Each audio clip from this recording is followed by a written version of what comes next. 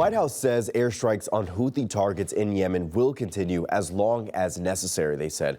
President Donald Trump announced the assault yesterday in response to Houthi aggression on shipping lanes in the Red Sea. Take a listen to Secretary of State Marco Rubio on CBS. He's doubling down on Trump's warning to Iran.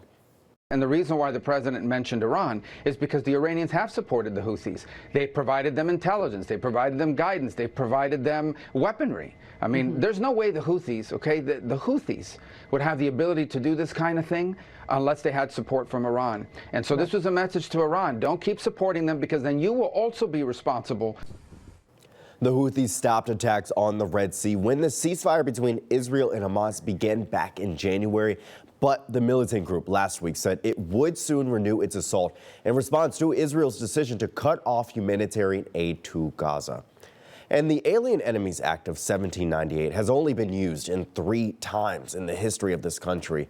The most recent instance, following World War II, included the use of Japanese internment camps, an act viewed by many as a stain on U.S. history. But President Trump says the act is warranted at this moment, while a federal judge has ordered its usage to deport people to stop, at least for now, that is. Here's national correspondent Christine Frizzell.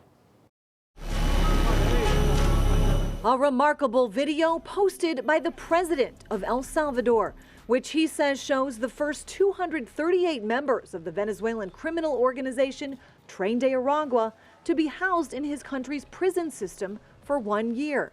The price tag, $6 million from the United States. To expedite removals of Tren de Aragua and other savage gangs like MS-13, which is equally vicious, I will invoke the Alien Enemies Act of 1798. President Trump implementing a rarely used wartime law, he says, to defend the American people from an urgent threat. What the Trump legal team is saying is that this transnational gang has infiltrated the Venezuelan government, and they're also invading our country. And if they're invading our country and they've invaded the Venezuelan government, the Trump legal team says they're a threat to national security.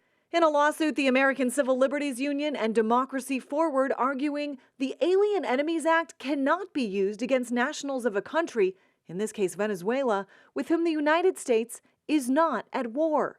A federal judge issuing a 14-day restraining order that will prevent further deportations under the Alien Enemies Act, an order mocked by El Salvador's president. That restraining order already appealed by the Trump administration in a case like so many others expected to be settled by the U.S. Supreme Court. My argument is that we already have tools that are available to remove undocumented violent people from our country. Giving them this wide latitude to just kind of go across and just claim that anybody is anything is wrong. President Trump and his team are once again testing the limits of executive power at a time the U.S. Supreme Court has appeared willing time and time again to allow the president to decide what is and is not an actual national security threat. I'm Christine Frizzell reporting.